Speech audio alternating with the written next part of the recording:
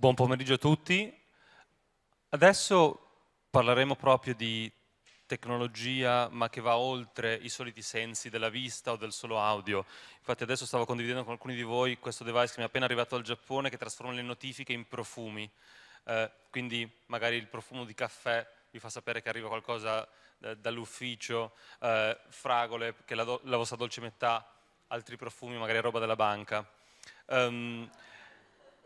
Abbiamo qui un relatore internazionale che proprio si occupa di fare ricerca su questi argomenti, ovvero su come in un mondo che ha un eccesso di digitale bisogna anche stimolare tutti i sensi. Prima di invitare il relatore vorrei vedere un video dove lei anticipa i temi che presenterà stasera.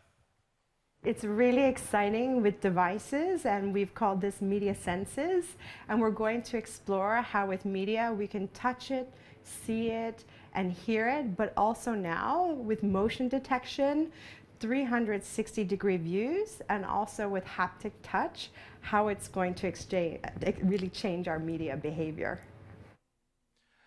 Thank you, everyone, and as well, thank you really for having me here this week at Media Senses, at Social Media Week. I'm going to be talking to you really about the tablet device and how it's revolutionizing our media experiences.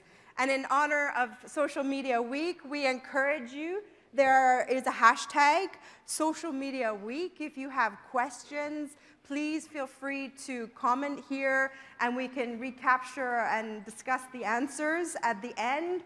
Or equally, a question personally to me, you can propose it at the Yahoo_Italia, and I'll be happy to answer. And as well, your questions, you can pose them in Italian or in English, either or. I have many colleagues here who can help with the translation. So thank you very much for your patience for me presenting in English. So what is happening? Our media senses have been awoken. When we started this research on tablet devices, we really set out to understand what is the fascination with an iPad device. And in fact, I'm presenting off the iPad mini today. And what we discovered is that this device is something we've become very quickly emotionally attached to. And I'm going to talk about why I think this has happened and why in only 5 years, as many as 50% of the population will have one of these devices. Also, what I'm going to talk to you today about is to really have permission to imagine what will our future look like because of what we can do with these devices and how it will change our experiences with media. We'll talk about some of the general behaviors that are coming out of the UK market, and I will say, while the data happens to be about the UK media behavior, I absolutely think it's very much in line with the Italian market, where we see such a great love and adoption and passion for usage of this tablet device, more so than Germany, more so than France. So this is why I'm really excited to be here today. We'll talk about as well what is happening with the relationship with other media and some of the emerging behaviors with television and tablet usage. And while e-commerce is less developed in the Italian market, this device is playing a very critical role in how people are shopping and buying things. And this is perhaps something that might be very exciting for the future of the Italian market as well. So let's start with a video. I've even been known to take it in the bath and such like, so I can't complain really. With both, if there's something on that I'm keeping half an eye on, I'm playing on this. I can do everything on the tablet apart from the phone calls. I do song pop at night because I'm doing that with one of my friends. And draw something that's petered off a bit actually. It's just fast really, and also it's in front of you, it's easy. I can't believe how easy it is ordering my shopping online. I think it can become the all-in-one, to be honest. I'd say the things that I do repetitively, which are news and sport related. So these are the things I check every day, a couple of times a day. It's probably more for like entertainment and being amused. Portable. So the more and more I do things on there, the easier it is. Haven't dropped it yet. There's not a day goes by when we've not done something on it. It's like, right, okay, let's get this up and show you straight away. Amazing.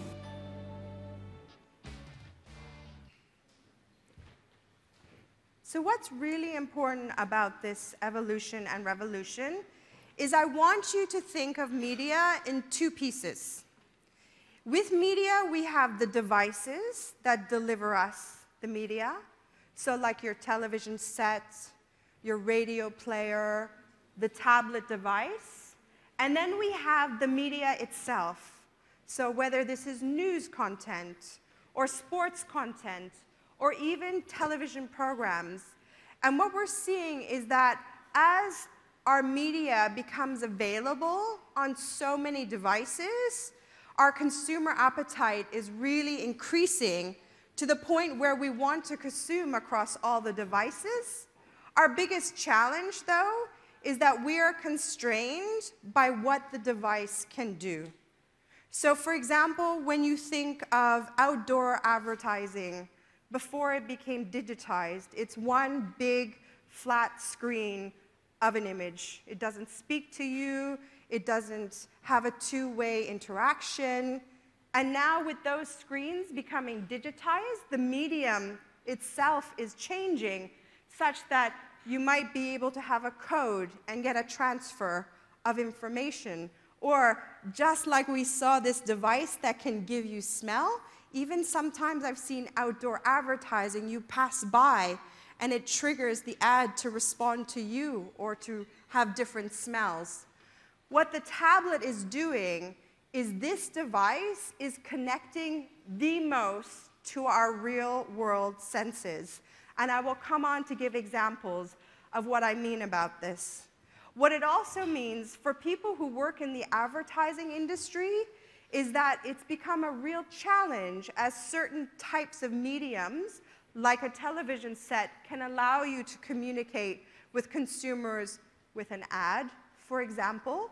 But then on a tablet device, you can do so many more things. And I'll come on to explain what I think the future of advertising is going to be like. So, what did we do for this study? We spoke, first of all, to the community in the commercial world. We spoke to the advertising agencies.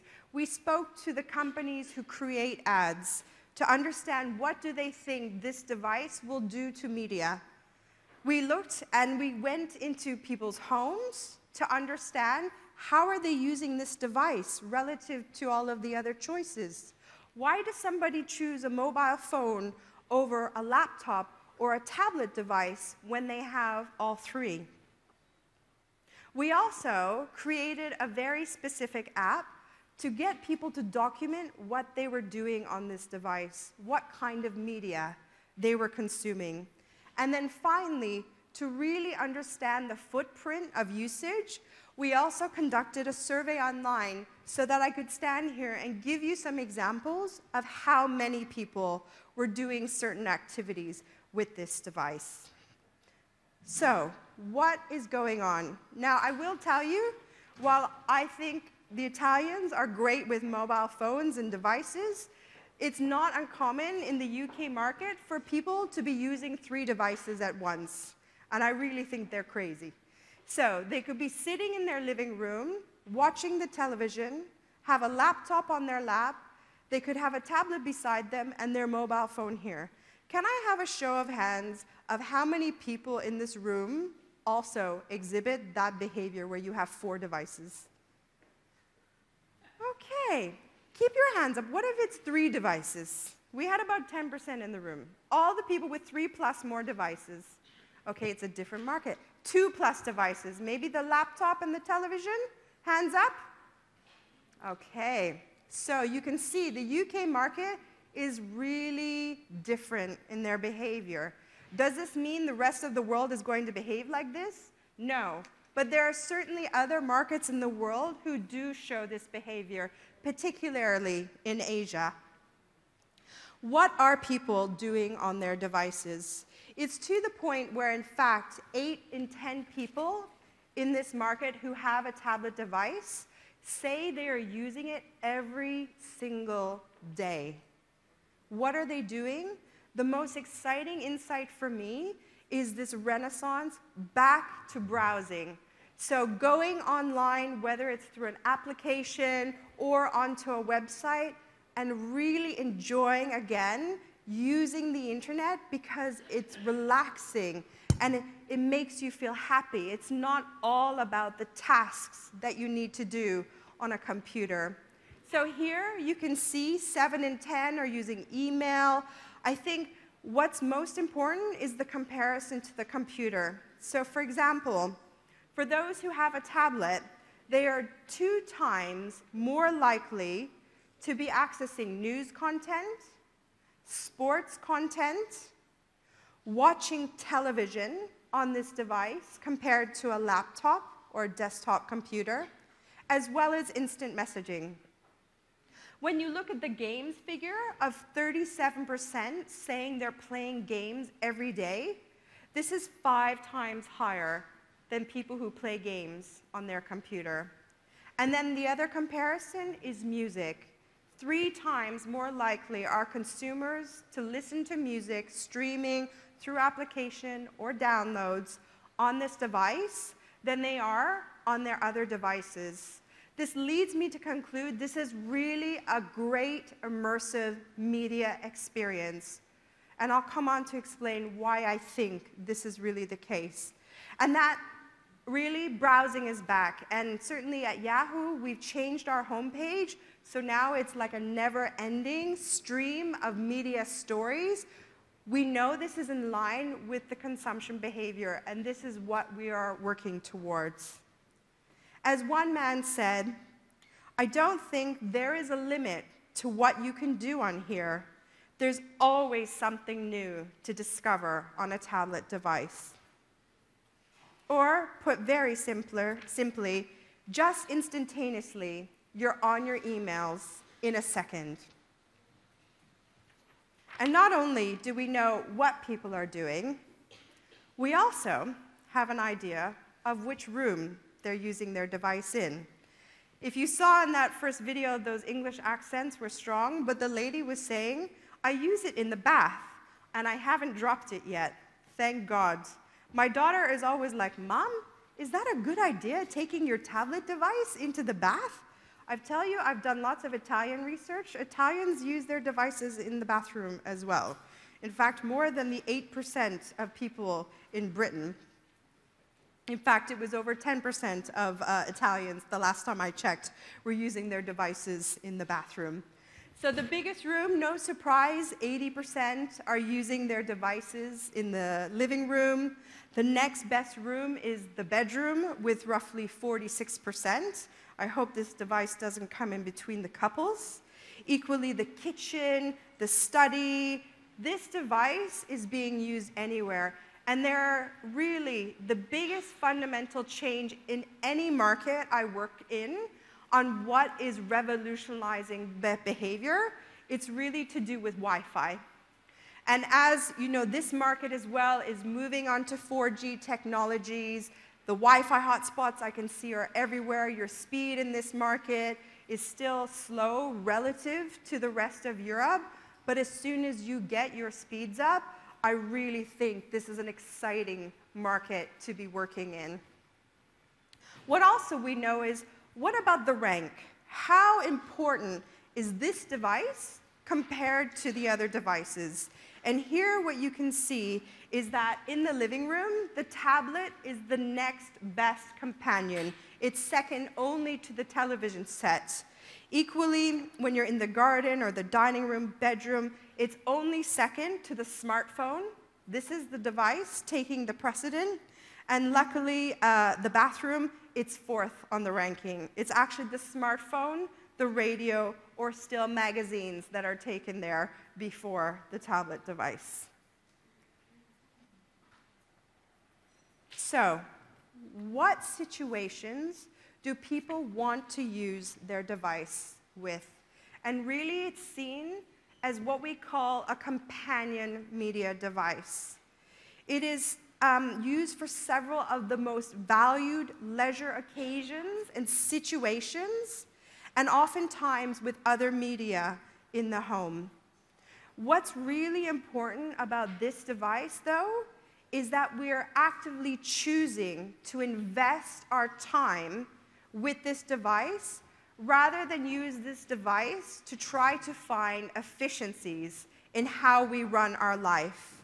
And we expect this to continue to grow with adoption of the device. It's relaxing, watching TV while I'm cooking, if I'm in bed having a lie-in. We also have the figures about what percentage of people are using these devices in these kinds of situations. And I think specifically when we look at mothers, mothers have really adopted this device. It's more than just a babysitter. In fact, I think it's a better babysitter than the television device. But actually, they say that what this device has done is it's actually opened up my opportunity to have a shared experience with my child. Whether it's together trying to piece together a puzzle or color something using their fingers or moving pieces, the point is that for mothers, they're really stressed. We did a major global study on mothers, and we say that mothers are struggling with what we call tequilibrium, this balance between too much of the devices and not enough. At what point does it become too much that our children are dependent on these devices? The great news is that this device is allowing parents to create new rituals and experiences that help them connect with their child. What also is very, very intriguing is television. And what we're seeing is a lot of behavior of television consumption moving onto this device, with 90% of tablet consumers in the UK saying they're consuming some form of television content. And what we've got here, you can see we're comparing all adults to the under 35 market and also to mums, with nearly 3 in 4 under 35s saying they're watching full-length program video content from their device. Equally, music, films, and as I said, television programs. Now we really want to understand, though, is why.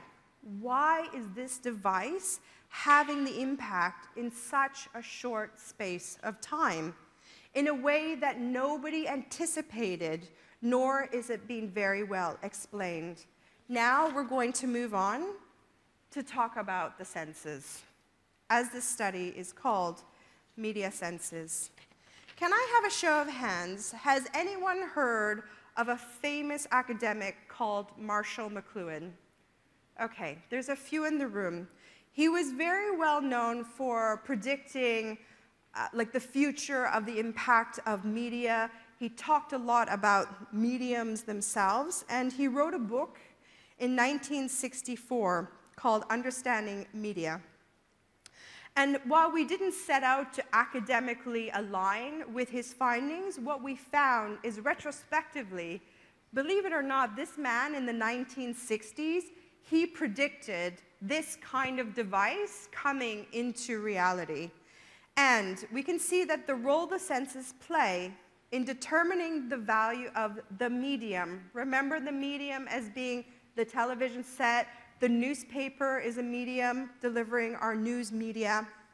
And he said that the medium is the delivery mechanism, not the content in it.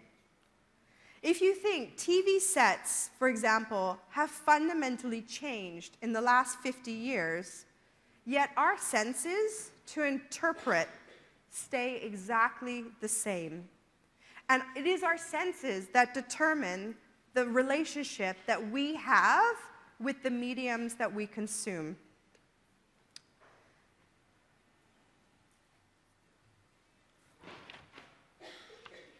Okay.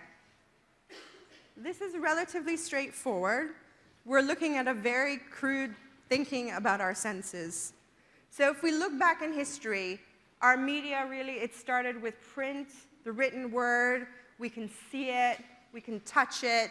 It doesn't really have sound unless we start getting the Harry Potter newspapers one day. I've seen demos online. Radio, it's great for sound, but up to the radio set, again, we're talking about mediums. It wasn't for touching or for seeing. Then came along television, and we had this amazing richness of audio-visual experience. It's not a device that we touch. Laptops, mobile phones, yes, we can see and we can touch it, but come on, the sound is not very good in most cases. And then came along this device, the tablet, where you can see, you can hear, and you can touch it. And what's really changed, as I said, is the medium. It's not so much our need for media. And as our history through all of these different cycles of media had really evolved, we've been really starved of the sensation of touch, if you're not someone who reads a newspaper. And we have been so undernourished in the sense of touch that actually Marshall McLuhan had predicted that when one of our senses becomes so starved, there is a revolt and a new medium will be born. And in 2010, it was this device, the tablet device. The best device so far to tackle these three core senses that we have, and no other medium to date has been able to give us this. So, as I said, there is a question around sound, in the fact that, you know, the PC experience is not so great, nor is the mobile. But actually, even more so, we believe that it's actually sound is the most important sense. And while everyone says that television is the monolith of importance in the media world, it's actually ownership of what we hear that is driving the biggest engagement. And what this device is doing is it's very disruptive to the experience and the relationship with television. If you own the sound, the other senses will follow. And for the likes of the tablet device, 80% of consumers say that they're always consuming media on this device with the sound on. And if, for example, they have their headphones in and they're sitting watching television, where is their focus? Their focus is on the sound for the attention. And what I'm going to do is I'm going to do a little exercise now to give you a demonstration on what this experience is like. Before I go to the next slide, I would like and ask all of you to close your eyes. We're going to have a 1-minute experience of different types of media senses. So I can't start the video until your eyes are closed. Okay, look across the room. Eyes are closed, and now I just want you to listen.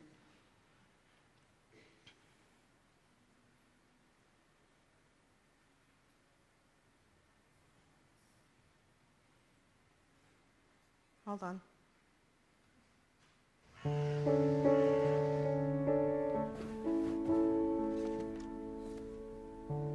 Good times for a change.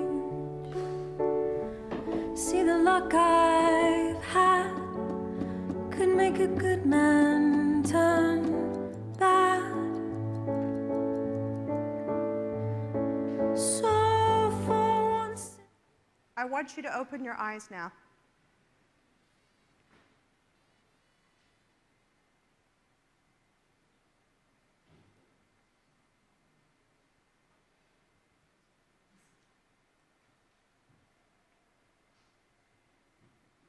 It's uncomfortable with the silence.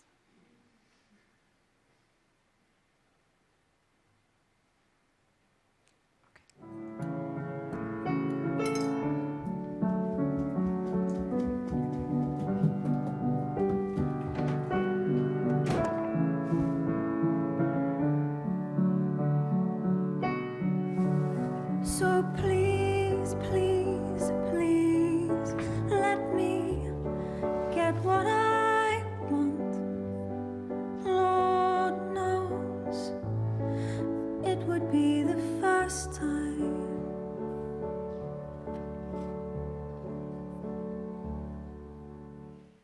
this is an ad for John Lewis. It's a department store in the UK. It's comparable to La Rinascente. So as we have time, I'm going to play the whole ad again, this time with you to experience the fullness of the ad.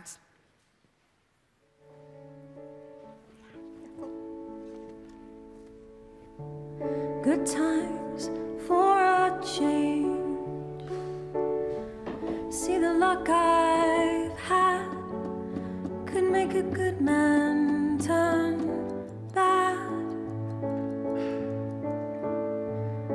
So for once in my life, let me get what I want. Lord knows it would be the first time.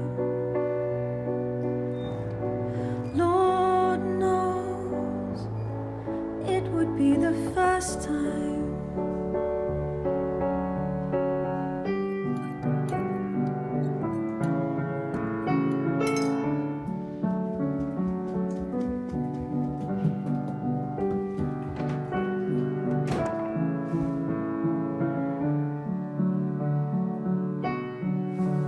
So please, please, please, let me get what I want.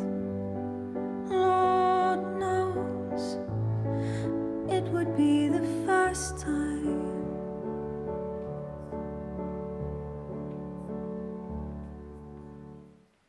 We all fall in love with beautiful stories, and even more when they engage our senses.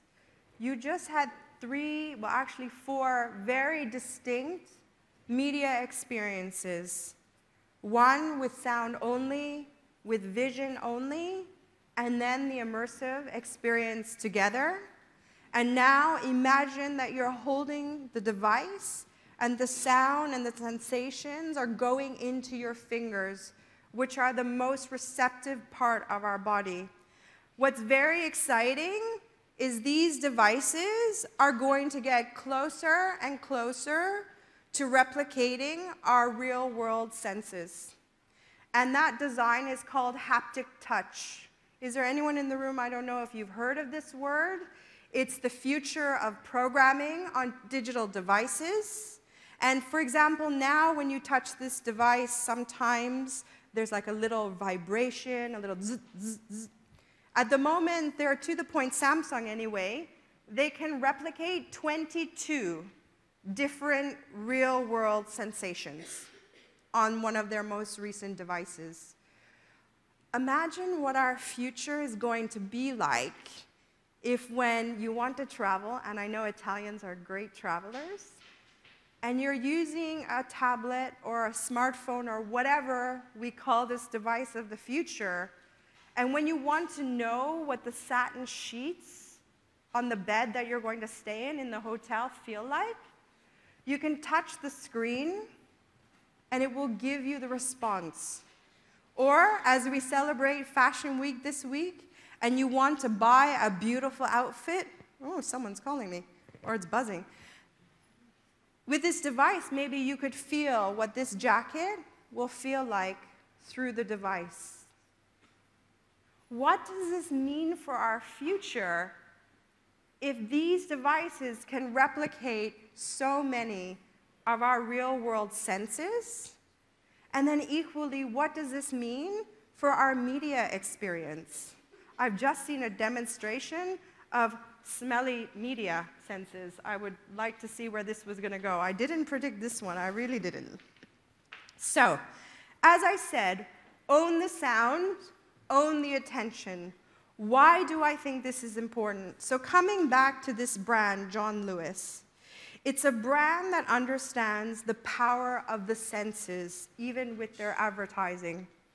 And what they did is, specifically for that ad, they spent 10% of their media advertising budget on just purchasing the music. And they were able to calculate that that song alone generated nearly 15 million in additional sales for that company because of their choice of sound. In the UK market, there are many, many shops that are closing. They're busts. This is a company that is paying unbelievable bonuses out to its staff because it has embraced digital.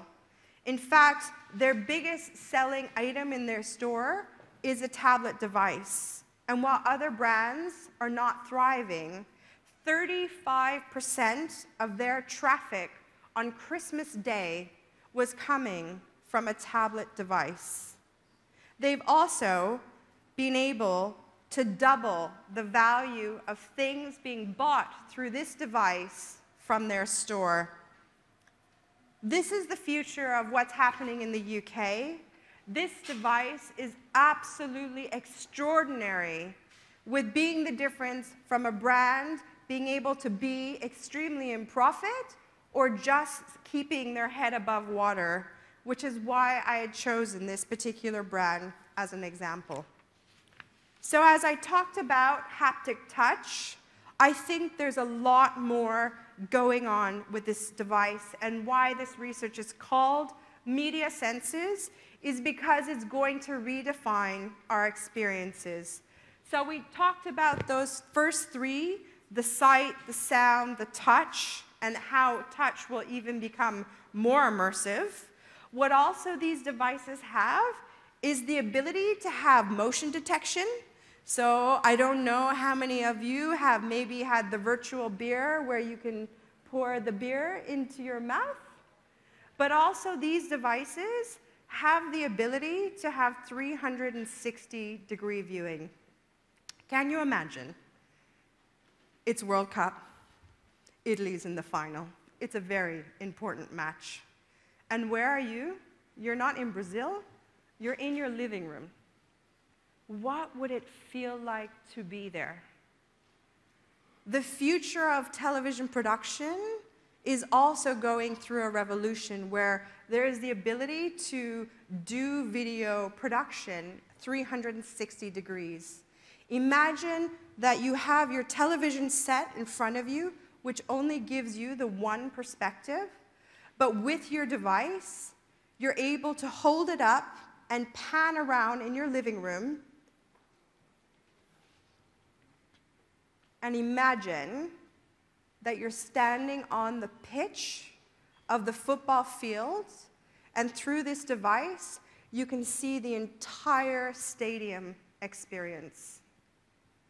What would that feel like with these devices to have the experience as if you were there?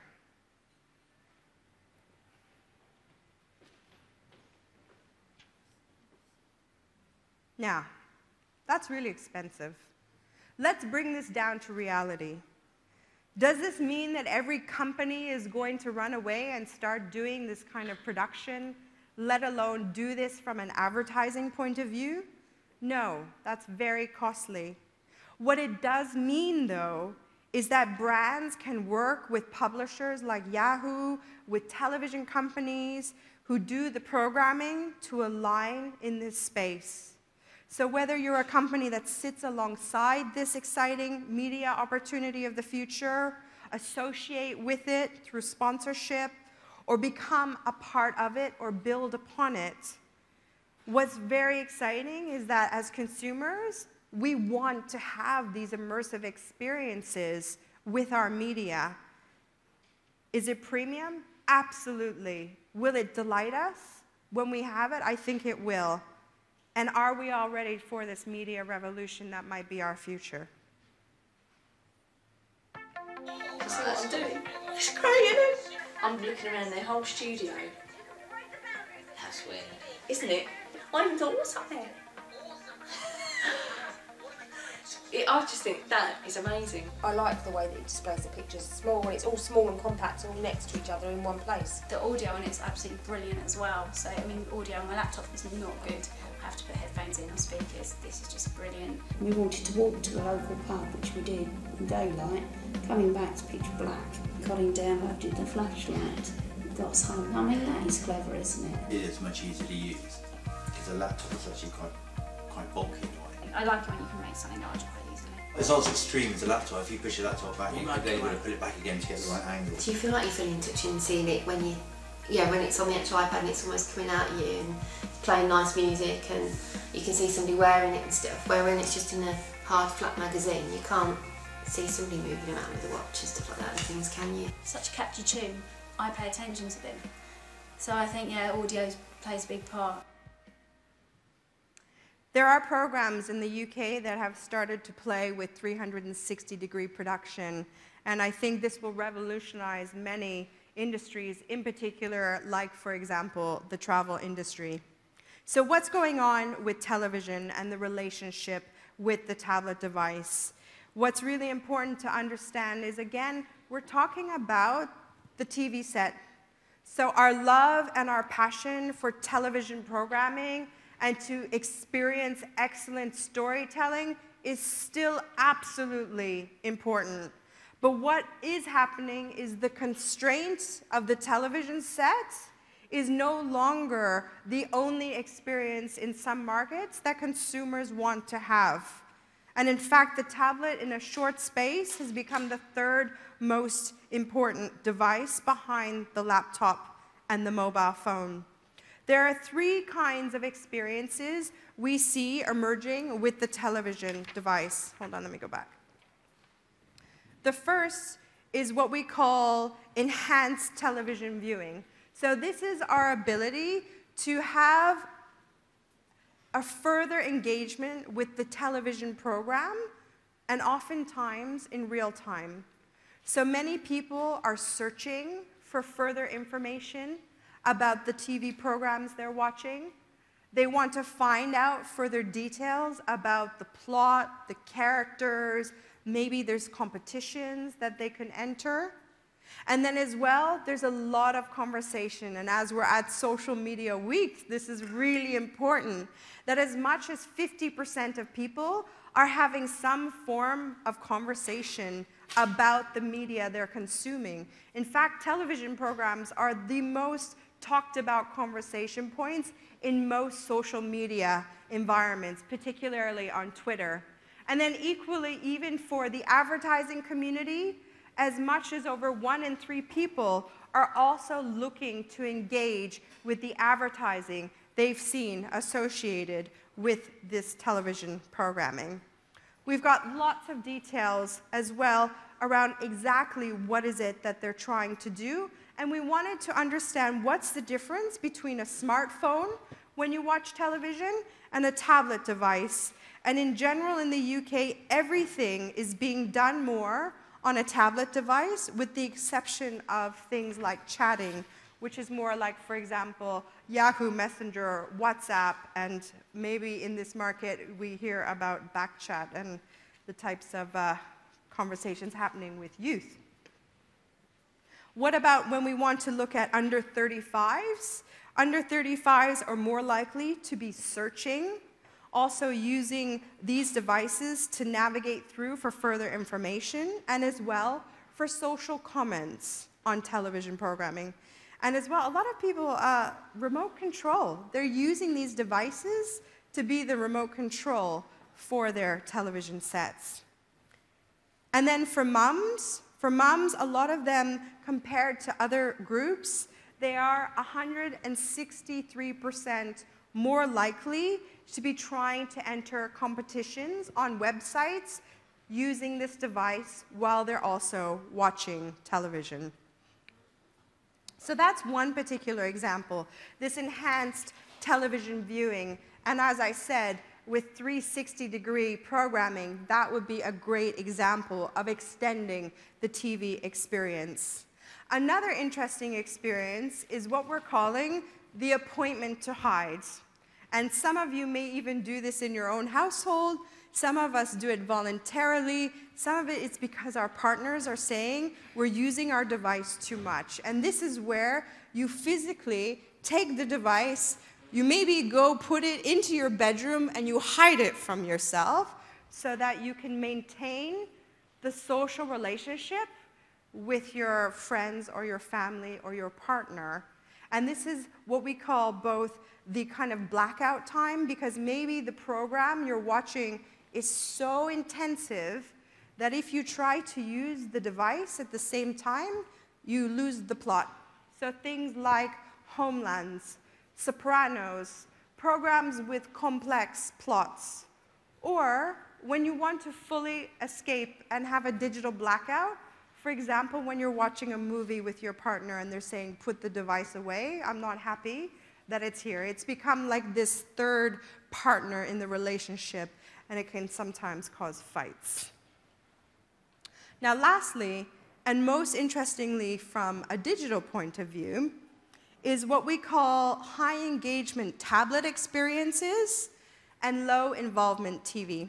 So in many markets, in the television market, there's something called companion television programming. And what this is when, for example, somebody is cooking dinner and they want the television on in the background as the companion. Or in this market, it might be the radio, for example, where you're listening to the program through auditory, but you don't need to see, whether it's like a quiz show or a talk show host. And normally these programs are on while someone's cooking dinner, and the evening programming is for the prime time. Now, with the tablet device usage in the UK and with on-demand television services, this is fundamentally changing. And the companion television programming, which used to be before dinner, is now moving into the evening, into the 8 to 11 p.m. time slot, as people are choosing what we call low involvement television programs to watch, as in, okay, you miss a few episodes, you come back, the girlfriend is still fighting with the boyfriend who cheated on her, you know, like these soap operas. And they're doing something extremely important on the tablet device. Now, what we're finding in the UK market is that what they're doing is they're actually shopping. So how prevalent will this experience come to the Italian market? It's hard to say how aggressive it will be, but it's very, very disruptive to the media landscape of consumer behavior in the UK market. And it can perhaps explain why the ad spend share of online and digital is 33% in the UK market, not so high in most other countries. Which brings me on to shopping. So, what do we know about what is going on with commerce? So what I can tell you is that the commerce market in the UK is roughly 80 billion pounds, or let's say just under 100 million euros over the course of 2012. The predictions at the time were that m-commerce, or mobile commerce, was just under 10 billion pounds. Now, there unfortunately are no figures out on the public market that give you a strict delineation between what is mobile and what is tablet. However, there's a trade body in the UK which represents all of the commerce, like Visa, MasterCard, eBay, and many other companies. And they believe as many as 4 out of every 5 purchases happening on these devices is now actually happening on the tablet device relative to the mobile, which means we're predicting at this point in time that the tablet or T-commerce market was worth roughly 8 billion pounds. I would imagine now it's definitely starting to go more towards 12 after the last Christmas we've had. It's still small. So if you think of the total amount of shopping everybody does, it's say 2% of all purchases happening in this country are now happening on this device. This 2%, though, as I said, is the margin of success for the companies that have embraced the tablet device as a sales channel. These are the companies that are streaking ahead with their profit margins, which is why it's so important that we talk about the importance of this device. What is it that consumers are buying? Well, in fact, 82% of the people we surveyed said they had already bought things with their tablet device. The top purchases are fashion, travel, And then it's a sliding scale going right down to 15% who've said they have bought their household furniture on this device. Why are they doing this? Some people said tablet makes it easier for me to buy because I know I have it quite easily spent loads of money just because it tempts me when I'm browsing. Or when I'm in bed and I'm really relaxed and you think, oh, click, I can just buy that, and it's so easy. This dynamic, by the way, is not anywhere else in the world, and I study a lot of countries when it comes to commerce. This is the most aggressive market in terms of online shopping. In fact, it is more aggressive than even the United States of America in how much money consumers will spend shopping through their devices. Now, it's not all completely foolproof yet. There are still loads of things that people do not buy. So what I'm showing for you here, the figures in purple were the figures that we're buying on a tablet device. And then the figures in orange are the percentage of people who are also shopping for similar things on a computer. And what you can see is that there's still a big gap of percentage of people shopping from one device to another. And in this market, I think that the speed and the sense of urgency is to close this gap so that a consumer can choose if they want to shop from their mobile, from their tablet, or from their computer, that the infrastructure is there to shop on any of these devices. Here's an example of a travel brand, and I just wanted to quickly show you. On one side, you have the web experience, and it's all set up to be used with a mouse. But for their tablet experience, they've actually really focused on the touch capability. And what we're seeing is that the future, as I said, will be about integrating the haptic touch and what kinds of sensations this device will be able to give you while you're also shopping. If you think of the standard marketing model of awareness, interest, desire, and then action to purchase, this particular device, more so than any other medium, including your television, your radio, your newspaper, is really concentrating us on our sense of desire for wanting something. I don't know if you were living this market, if this means that you have more month left at the end of your money. I'm sure there are many people in the UK who are concerned about their credit cards as a result. There are loads of abandoned baskets, though, and it's confusing in many markets still because the experience of what you have on your computer to what you then find on your tablet is not the same. And so people are putting things into the baskets to buy. They forget. They don't go back. Why are they not buying? At the moment, it's still confidence. In fact, 24% of people say, I still would just rather buy from my computer than from this device. But to be honest, many of these barriers of entry to purchasing through this device are really to do with the usability. And once the usability issues are solved, it's likely that the purchase behavior will increase on this device.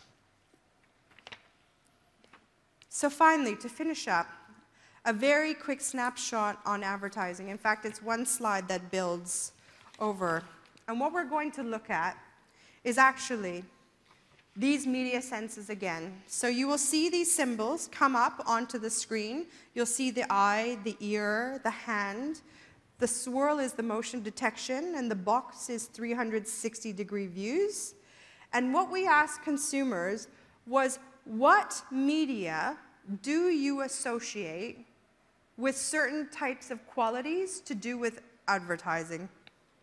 So this is what's called a correspondence graph, and you will see there's a big plus sign in the middle, and this is what we call the central tendency, which means if something is sitting right in the middle, it means everything around it has very similar application for this attribute.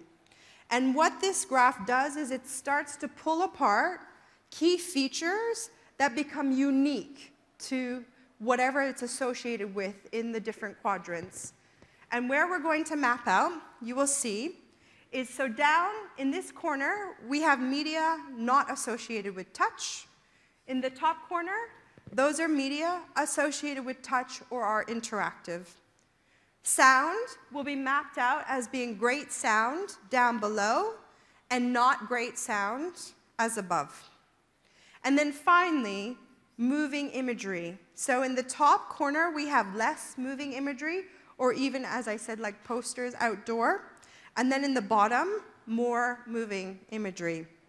And these are all the qualities we ask people to associate with advertising in these different screens. So is the ad eye-catching? Do I have the control to pay attention to the ad? So I'll read just for those in the back. It's easy to keep and store and find again the media and information. I can touch, play, swipe, no surprise, beside the hand. Has great sound, is down by the ear. And what we had is the medias themselves, unsurprising. Print and outdoor, up in less moving imagery. It's informative, it's undemanding, it's eye-catching. Radio and television were perceived to be not about the sensation of touch. What is really great here, though, is the ability to tell a story, to be funny, to be entertaining. The smartphone and online, you can see now it's starting to come much closer to that big plus sign, which means many of the attributes can be associated with these particular devices. But what's really interesting is the tablet device. It's the closest to matching all of these different need states and experiences with advertising. And what we think is that as more media production experiences move into having motion detection, the ability to see, and as well haptic touch, that this device might start to pull away from all of the other media as they fold into the tablet experience. So to sum up, what we talked about, our senses are going to be engaged with the devices of the future. And how do we maximize what we can do and the experiences we will have? The great news is that our love and romance with media is back in terms of digital, and browsing is back on this device. TV, the TV set remains the same, but our love and how we want to engage with TV programs is newly enabled, as we can now have so much more richer, engaging experiences with television programming content, which is still a very core need state. It is the go-to device for moms. If you are in the advertising community, this is really critical if you want to engage with this audience. And then finally, as I've shown you today, in the UK market, the most aggressive market with e-commerce, this particular device is the one that is starting to differentiate and pull away the most aggressive brands that are doing very, very well in the UK market. And that's it. Thank you so much for your time. We do, as I said, we've got hashtag Social Media Week. I don't know if anyone was tweeting or who has questions, or equally at Yahoo_Italia if you've got questions. I believe we've still got a little bit of time for some questions if anyone in the audience has any. Is there a microphone going around, or? Thank you so much for your time, and I hope you enjoyed this session. Laura. To imagine.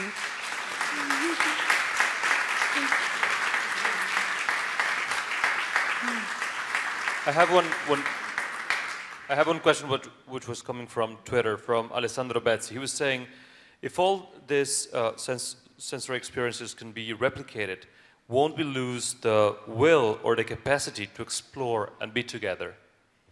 You know, this question keeps me up at night. And in fact, my colleague in the front row, this time at lunch, we had a debate because I said the Italians, I think, have the balance right with the real world contact and the digital world contact, more so than I think the UK market. I absolutely think that what will happen is certainly like what we're seeing in the advertising community, a lot of things will become implicit. And at the moment, our processes in digital, they're very manual still, and with big data, we have to do things manually. As we start to move a lot of the complexity into automation, it gives us back our space to be really contact-facing. And from like a media perspective, what I say is that that's when the great ideas come together. There is no computer that can build you a beautiful story the way people coming together build beautiful stories. So I absolutely think personal contact is what really matters still.